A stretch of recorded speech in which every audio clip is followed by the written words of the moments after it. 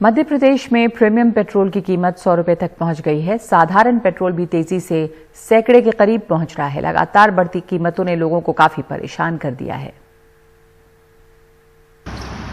Petrol pump में premium petrol ने century लगा दी है। राकेश परेशान है, गाड़ी में तेल भरवाएं या बैंक की किश्त भरें। गाड़ी किस्त बड़ी मुश्किल से भरा रही है। रोज के 200-250 दिन भर में हो रहा है। और कोई मेहनत करे तो क्या बनेंगे, उसमें कुछ नहीं मिल रहा है। पेट्रोल है तो महंगा ही महंगा हो जा रहा है, गाड़ी का मेंटेनेंस नहीं निकल रहा है। डॉक्टर विजया मेनन दो तरफा परेशानी झेल रही हैं। कॉलेज में प्रोफेसर हैं, बाहर पेट्रोल की कीमतों से परेशान है, घर में रसोई गैस से। पेट्रोल का प्राइस मेरे ख्याल से एमपी में सबसे ज़्यादा है, क्योंकि सबसे ज़्यादा वैट पेट्रोल और डीजल पे एमपी में लग रहा है। अब तो जाना मुश्किल हो गया है।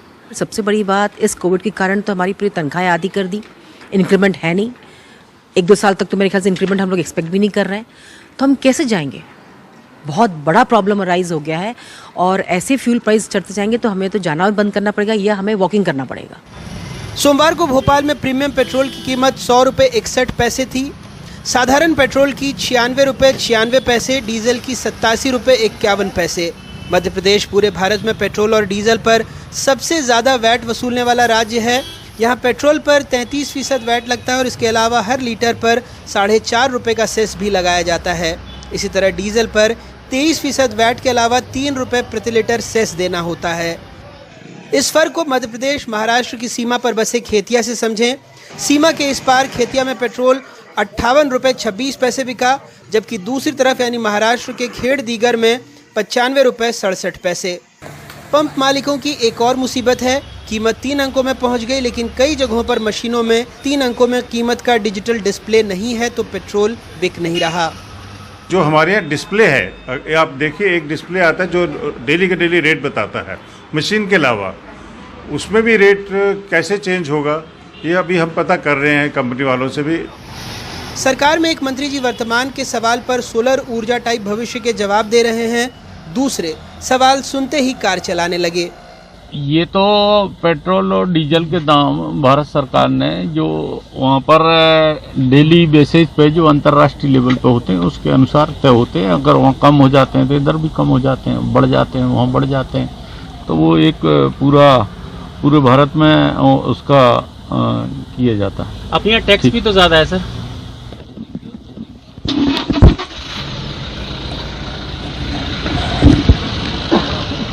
नरेंद्र मोदी जी को बहुत बधाई दूंगा कि उन्होंने इस अंतर्राष्ट्रीय जो भाव हैं उस पर हमारा कंट्रोल हो उसकी व्यवस्था की है। जिस प्रकार से सोलर का उपयोग आगे आने वाले समय में परिवहन पर होगा, जिस प्रकार से इलेक्ट्रॉनिक और इलेक्ट्रिकल गाड़ियां देश में लाने का मोदी जी का निर्णय है, वो निश्चित रूप से अंतर्राष्ट्रीय जो बाजार है उस पर हमारे नियंत्रण को और मजबूत करेगा। कांग्रेस सरकार की तथाकथित दूरदृष्टि से खुश नहीं दिखती, पूछ रही है मुख्यमंत्री की साइकिल कहाँ है। तो कहाँ गई वो साइकिलें, कहाँ पंचर हो गई, ये कमलनाथ जी ने भी पूछा है। कुल मिलाकर जब डीजल के भाव बढ़ते हैं तो किसान परेशान और ट्रांसपोर्टेशन बढ़ जाता है, महंगाई लगातार बढ़ जाती है, वो बढ़ रही है। कोरोना काल में लोग परेशान हैं, काम धंधे बंद हो गए, नौकरियां चली गई और ऊपर से डीजल पेट्रोल की मार और रसोई गैस की मार। ये कुल मिला के भारतीय जनता पार्टी केवल मुंगरी लाल के सपने दिखा रही है कि जब इलेक्ट्रिक ट्रेन और ये आएंगी तो डीजल पेट्रोल के भाव बढ़ जाएगा। अरे आज तो लोग परेशान हैं, इसका जवाब चाहिए।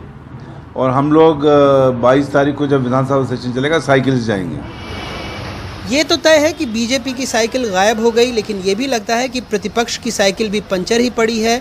जनता त्रस्त है, सुनने वाला कोई नहीं। क्रिकेट में जो स्कोर है वो व्यक्तिगत होता है, लेकिन पेट्रोल और डीजल की कीमत में एक हिस्सा कंपनी का है, लेकिन बहुत बड़ा हिस्सा राज्य और केंद्र सरकार का। भोपाल से कैमरा पर्सन रिजवान खान के साथ अनुराग द्वारी, NDTV इंडिया।